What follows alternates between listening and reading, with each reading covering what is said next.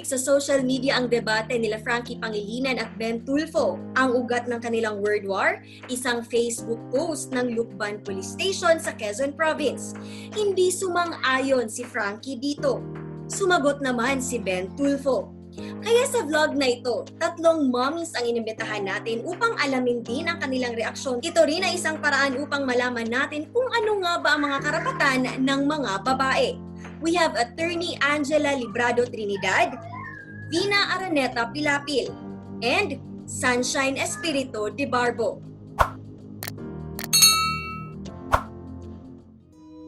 It's an honor and privilege to have 3 empowered women as my guests for this vlog. Huwag na natin patagalin pa. Let's start with Mommy Sunshine.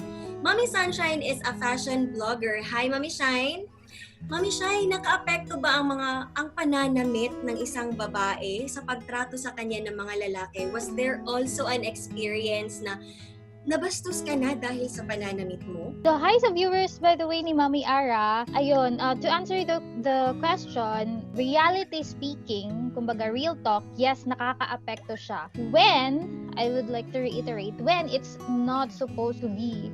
Like, hindi siya dapat. Because I'm a strong believer, ever since I was a kid, actually, lang, though I grow up, yung father ko is not with me, and hiwalay sila ng mama ko. So, I basically like grew up with my lola. Yung naging strong believer ako ng self-expression or freedom of self-expression. So, I actually like just wear anything I like. Comfortable ako sa suot ko. If I feel like gusto kong suotin to, gusto kong suotin yan. And hindi dapat siya nakaka-apekto sa reactions ng mga lalaki towards the opposite gender. Kasi for me, hindi siya dapat because that's one of women's rights na they have the freedom to express themselves. They have the freedom to wear whatever they like and hindi tayo dapat yung nag-a-adjust. That's what I really believe. Okay. Ayun. So, sa mga vlogs mo, nakikita ko sa website mo, you wear yung mga, di ba, mga maiiksi na mga skirt. May mga comments na ba doon like parang nabash ka or something? Well, so far, oh my God, thank you. Thank God, wala pa namang comments doon na binabastos ako. I had like experience na yung hindi siya normal, but the usual experience na catcalling, yung mga ganon. May mga experience ako ever since high school, may mga ganong experience ako, but not really yung mga serious na pambabastos. I never had that experience. So you're also a mother of 2. Bale, that's Lucas and Olivia. Si Olivia, how about her? Pinapayagan mo ba siya? Mo pa rin ba siya na magsuot ng mga maiikling damit? Well, ayun nga. I'd say like I'd be really a hypocrite. Pag ipokrita tayo kung sabihin natin na hindi tayo takot when it comes to our daughters. But for me kasi, ever since na baby pa siya, yung baby pa siya, dinadamitan ko na, like OOTD almost every day, ganun. It was my dream before having a baby girl. Dream ko siya na gusto ko siyang damitan ng whatever. And then, when I actually like remember one time, parang speech ko sa birthday niya na I want you to grow to be whoever you want to be. So I don't want like even yung mga pananamit niya magre-restrict kasi hindi ako pumayag na ganon yung pananamit niya. But then I will always be there. Ganito na lang. I will always be there to guide her, to let her know what are the consequences, ganon, to let her know na there are possibilities na ganito ang mangyayari, ganyan ang mangyayari. But then I will never ever stop her from doing what she wants, wearing what she wants. I'll be here to guide her. Pero ganun yung parang prinsipyo ko as a mom. I even remember one time I had a blog posted about breastfeeding. Breastfeeding yung post ko. But then that was the time na parang nabash ako sa post ko because they were against like the norm of breastfeeding. Yung kumbaga, bakit ganito? Bakit ini-insist mo na normal? Bakit ini-insist mo na dapat i-breastfeed na there are moms who cannot, like hindi lahat. But I was like insisting, or parang yung team kasi ng ng blog post ko is I was like insisting na you should like parang i-ready mo yung mga new moms that they are capable of breastfeeding, ganon. But then may mga post doon na they're against what I'm saying, and then biglang may ibang post doon na parang, oh, why are you preaching about parenting when you yourself parang pinapain mo yung anak mo sa mga pedophiles, mga ganon, like that. It's because I've been like dressing up my kid and posting it on social media.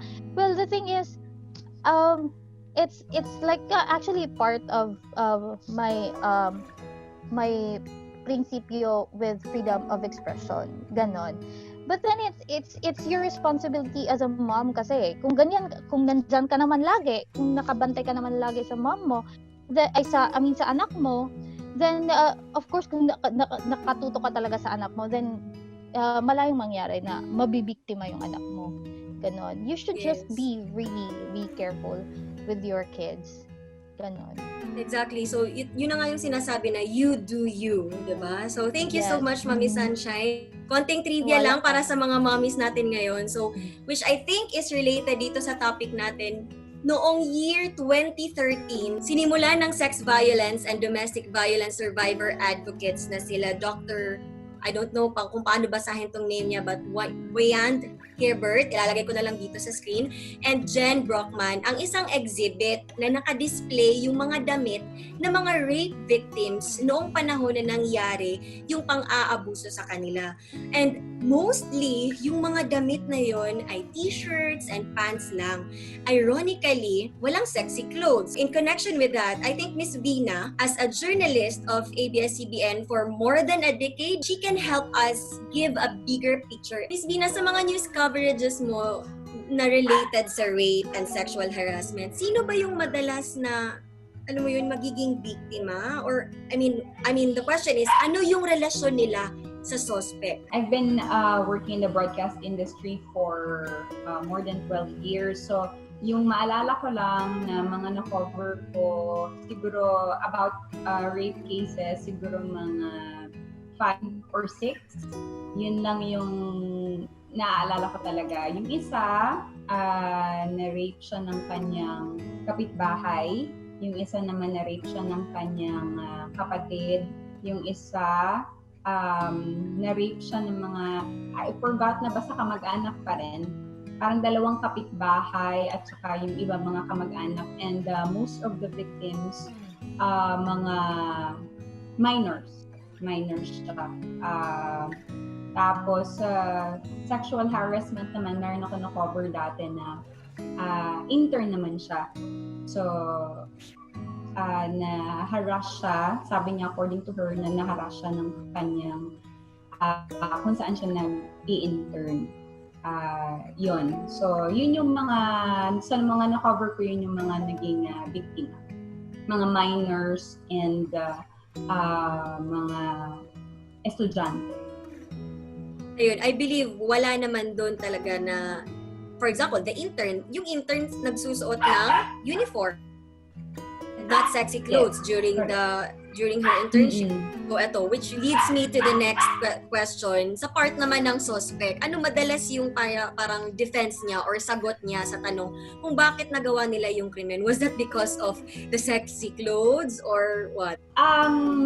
Maalala ko doon sa 5 or 6 cases na yon, wala namang umamin na yung 2 suspect, hindi ko siya nakita, hindi ko siya na-interview. So basically, ano lang siya, testimony ng victim and ng mga witnesses and ng social worker. Tapos yung sa intern naman, the suspect denied, or yung nireklamo, he denied the allegation.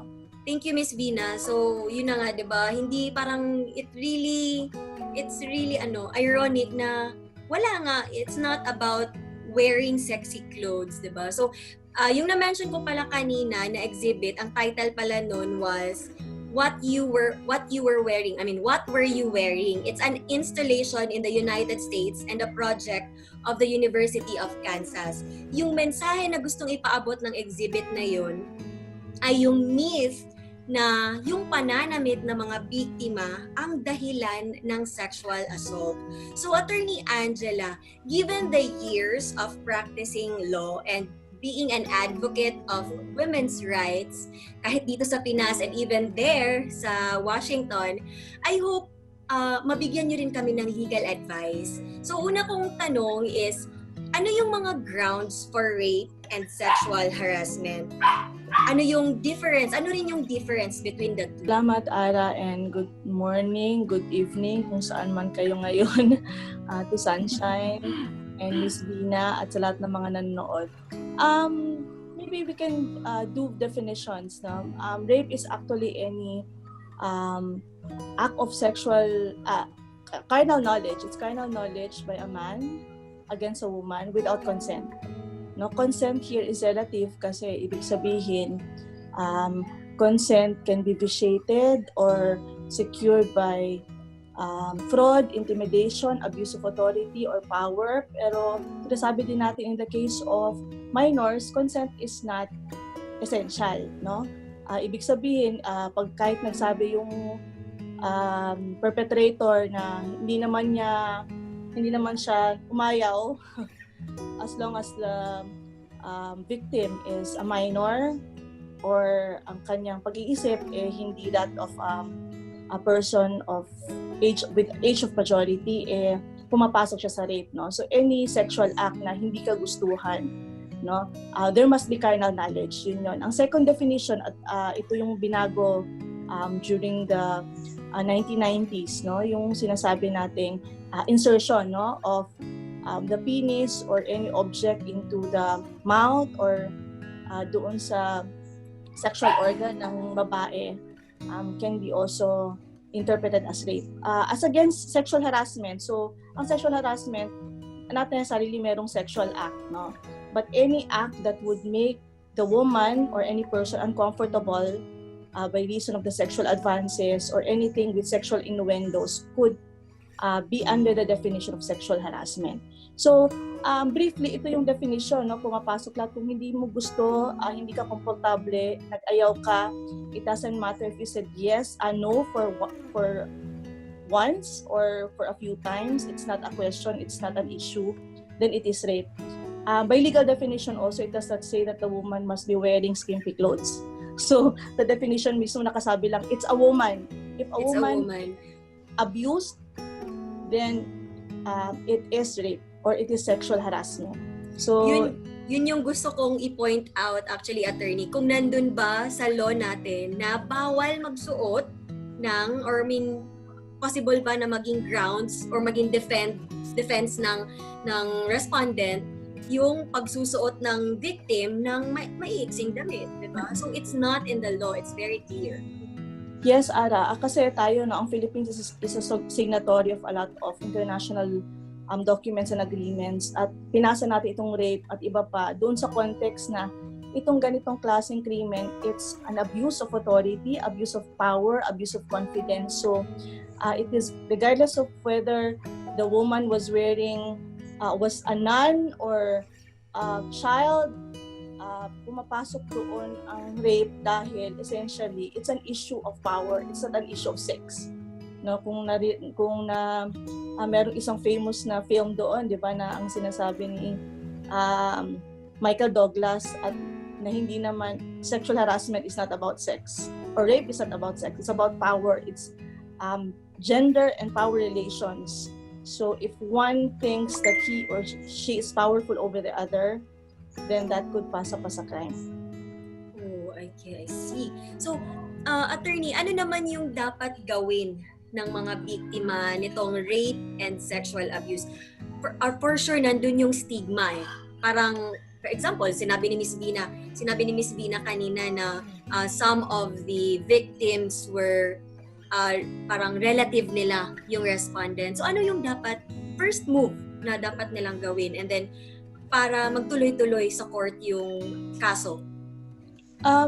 Vina, Ara, mahirap sabihin, no, kung ano dapat ang unang gawin, no, because in fact I remember talking to an empowered woman, and sabi niya na, you know, when I was confronted with the idea of being sexually harassed, hindi siya nakagalaw, no. So it is even impossible for us, no, to make assumptions na pag ni-rape ka, sumigaw ka, or pag ni-rape ka, sipain mo, kasi we don't exactly know how a person reacts, no. So the first thing I think, no, for the victim to do is to go to people or the family members who she is most comfortable with, and then by institutions we have the women crisis centers, the rape crisis centers that are institutionalized supposedly in all regions, in all hospitals. Andyan ang DOH, andyan ang DOJ, andyan ang DSWD.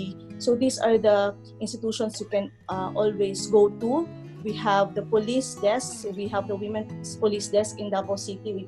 We are proud that we have trailblazed in those aspects, no. Pumunta po kayo doon at makipag-usap, but you have the right, the victim has the right to be not investigated over and over again, no. So binigyan natin ng lunas yan, no. If the victim has already talked to the DSWD, she must not be interviewed. And because sabi natin, if a person or a woman is made to recount the incident, it might have an impact on her psyche, no. So parang ang sabi nga nila, pag in-interview mo at tinatanong mo ng kahit ano, baka ni-rape mo na ng ilang beses ulit, no. So we have to make sure that the person is most comfortable in reporting, in going to these centers, and I trust na ang Davao City has been very good in addressing this. Pag tumawag ka sa 911 at tumawag ka sa iba't ibang institutions yan, alam nila kung paano i-handle, no, and what questions to ask. And definitely one of the questions that should not be asked is, ano ang sinuot mo? So yun yung dapat nating tandaan, no. And we have to always consider, as I said, no, that there is no one size fits all na formula dito. Hindi mo dapat tanungin, anong ginawa mo pagkatapos? Sumigaw ka ba? Tumawag ka ba ng police, etc. Because these are inherent assumptions and presumptions that would discourage our victims from coming out, no, and telling her story. Ito yung ating naririnig na pag tinanong mo na, bakit, ano palang ginawa mo, bakit hinaras ka, or ano palang sinuot mo at na trigger mo yung prurient interest ng lalaki. That's not that's a bias that should be discouraged, at unless and until mawawala yan, hindi natin makukuha yung sa loobin ng mga rape victims. Thank you so much, Attorney Angela. Alam ko marami ka pang gustong i-share sa amin kasi very wide, very general yung ating rape and sexual harassment law dito sa Pilipinas. And we have, as you mentioned, we have our authorities both from the legal, from the social services, and even the police. They are willing to help us. So I hope we can still invite you for next time for that. And also thank you so much to Miss Vina and Mommy Sunshine for sharing your experiences as a journalist and as a mom to a little girl respectively. I hope din sa mga nanonood ng video na to, mas naging malinaw kung ano nga ba yung ugat ng debate nila Frankie Pangilinan at Ben Tulfo. So if you have questions, please feel free to comment below, or if you want to ask me in private, you can also message me on my social media accounts. Once again, thank you so much to our guests, and thank you so much to everyone who is watching. Please don't forget to share this video so we can also help those who are in need. Until our next episode, mommies, stay safe everyone!